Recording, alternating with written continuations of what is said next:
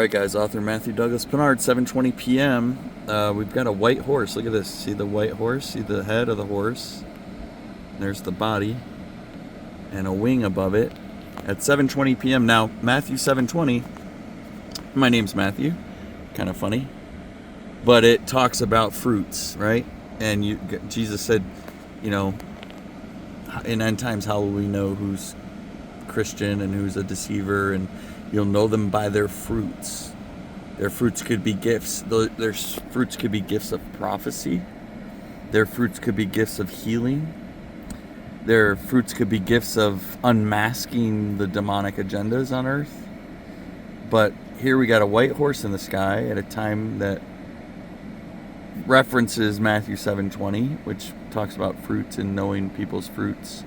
I would wager to say the majority of your world leaders right now have no fruits.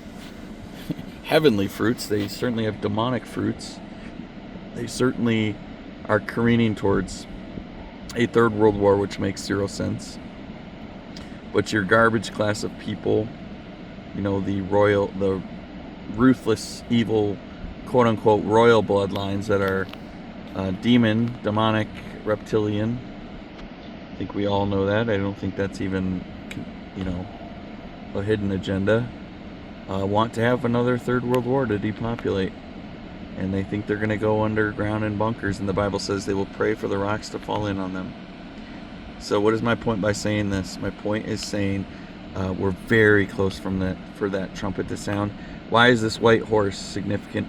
In the Bible talks about us coming back on white horses after we are hidden away for 7 years, during the worst 7 years in human history. So that's the route I'm going to recommend anybody going. I don't care what your walk of path is. You may have been a Luciferian up until you saw this video. You see that bird fly by the white horse? But my point is, go in the rapture. And if you don't know how to do that, you can reach out to me, or you can watch. There's tons of great rapture channels out there. And you can see they're really having impact because there's people entirely devoted to trying to debunk these people and piss on their parades and call them false this and false that and liars. That's the devil. That's how you know they're really hitting the nail on the head. When people start attacking them for no reason. People that are professed Christians. I know exactly what that feels like myself. Imagine from birth being brought up in a cult where if you were good, you were evil. If you were evil, you were good. Okay, I know exactly how much that hurts. And being stalked throughout life by evil people claiming to be good. So anyways, Matthew 7:20, we will know them by their fruits. Get saved today. Today is the day of salvation. Those nukes could hit tomorrow, folks.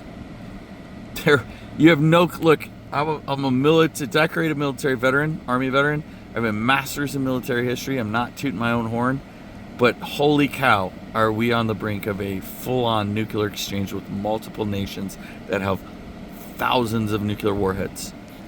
So you look at the position God, you've put him in. Now nothing is impossible with him. And you're about to see that.